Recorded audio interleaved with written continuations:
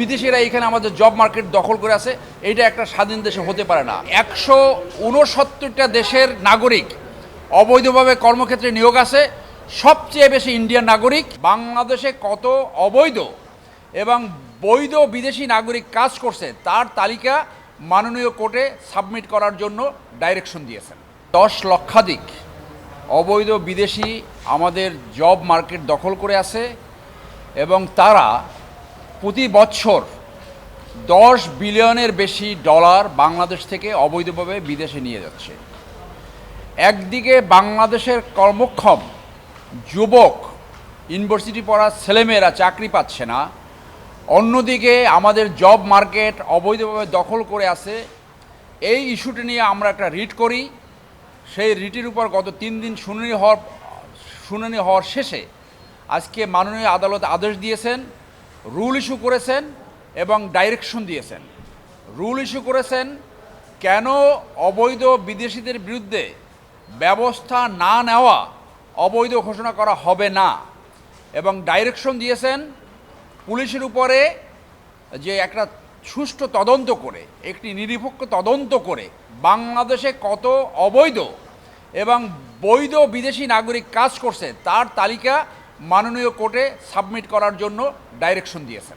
ঢালাইয়ে দৃঢ়তা, নির্মাণে নিশ্চয়তা, প্রিমিয়ার সিমেন্ট, ঢালাইয়ের রাজা। সেই ডিটেনশন সেন্টার পুলিশ করছে বলে আমাদের জানা নাই, এবং তাদের পাসপোর্টে যারা এই দেশে ট্যুরিস্ট ভিসায় এসে আমাদের জব মার্কেট দখল করে আছে তাদের সেই ভিসার উপরে স্পষ্টভাবে স্ট্যাম্পিং করতে হবে এমপ্লয়মেন্ট প্রোহিবিটেড। বাংলাদেশের কোনো নাগরিক বিদেশে যেয়ে কি এইভাবে জব মার্কেট দখল করতে পারবে? আপনি যান না আজকে ইন্ডিয়া, দেখবেন যে আপনি একটা জব নেবেন, আপনি কালকে জেলে ল্যান্ড করবেন। তো আমাদের দেশ কেন এটা হলো? যাদের এখানে ব্যবস্থা নেওয়ার কথা, যে পুলিশের ব্যবস্থা নেওয়ার কথা, যে পররাষ্ট্র মন্ত্রণালয়ের ব্যবস্থা নেওয়ার কথা, তারা কেন নিচ্ছে না? এইটা জনস্বার্থের বিপক্ষে যায়। এবং আজকে আপনার ভাই বোন, আপনার আত্মীয়, আমাদের ছেলেমেয়েরা যারা ইউনিভার্সিটিতে লেখাপড়া করছে, যাদের আমাদের সংবিধান অনুযায়ী যোগ্যতা অনুযায়ী নিযুক্ত হওয়ার অধিকার রয়েছে, তারা সেই অধিকার থেকে বঞ্চিত হচ্ছে।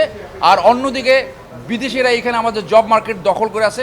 এইটা একটা স্বাধীন দেশে হতে পারে না। সেইটি মাননীয় আদালত সেইটা অত্যন্ত আগ্রহের সাথে নিয়েছেন এবং তারা এই আদেশ দিয়েছে। একটা তদন্ত হবে, তদন্তের মাধ্যমে বের হবে টোটাল বাংলাদেশে কত অবৈধ বিদেশি কর্মক্ষেত্রে নিয়োগ আছে। আনফর্চুনেটলি বাংলাদেশে কোনো সংস্থার কাছে সঠিক ডাটা নাই কত অবৈধ বিদেশি আমাদের জব মার্কেট দখল করে আছে।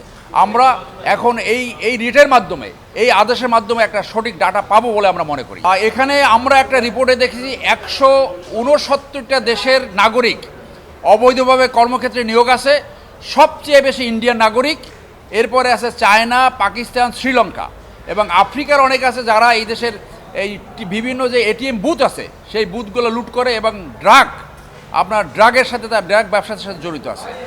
রিসেন্টলি একটা রিপোর্ট বের হয়েছে যেখানে 169টা দেশের নাগরিক বাংলাদেশে অবৈধভাবে কর্মক্ষেত্রে আছে বলে সেই রিপোর্টে প্রকাশিত হয়েছে।